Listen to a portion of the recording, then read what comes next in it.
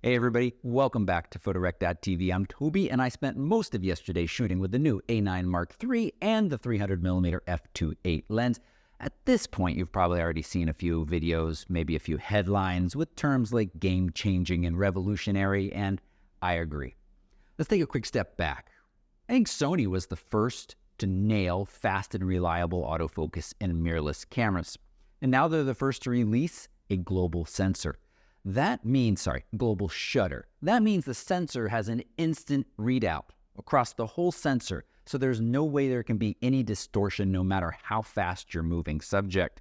It also means your flash sync speed is now merely your max shutter speed. There's no limitation there. That is kind of nuts, especially when you realize that this has a max shutter speed of 1/80,000th of a second. Now, not many of us are going to be using that, but it does open up additional possibilities. Couple that with the fact that this camera can do 120 frames per second full RAW capture. That's 120 photos captured in a second.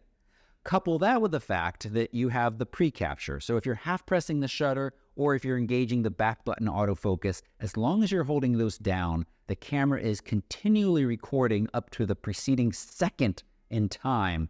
And when you fully press the shutter, those will then be saved to the memory card. I'll be honest with you, I'm not a fantastic sports photographer. Sometimes I'm not even a good sports photographer, especially in the more erratic sports that I just don't shoot often. Basketball is one example. However, time and time again, shooting yesterday on the court with this camera, I caught the decisive moment because I was using pre-capture. Half pressing, following the movements of the basketball and the basketballer, the player. And when I realized the moment was happening, I was usually a little late, but not a full second late. So just pressing the shutter button instantly gave me that preceding second, and I knew I had captured not only the moment, but also some cool frames leading up to it, but also 120 more photos to go through. So there are some downsides to that. But again, no drawback to resolution or image quality. They are the first to do that on a full frame camera, and that's important.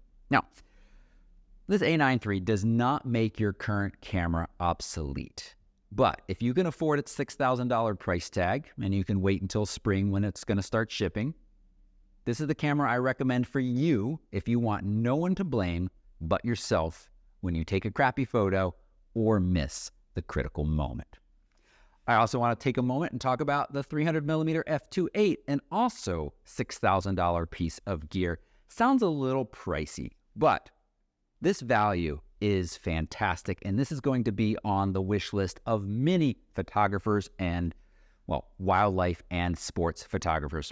300mm f2.8, I found it to be exceptionally sharp, handheld really nicely, balances really nicely. It only weighs about 3 pounds, similar to the original 70-200 f2.8, and it pairs so nicely with the 1.4 teleconverter and the 2x. With the 1.4, it becomes a 420mm f4 lens, and with the 2x, it becomes a 600mm 5.6 lens.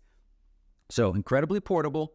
Put on one of these other teleconverters or have both of them in your bag, and suddenly you're carrying around 3 excellent prime lenses of really useful length for sports and wildlife photographers. As I said, it's going to be on a lot of wish lists, selling in the spring or shipping in the spring, early February.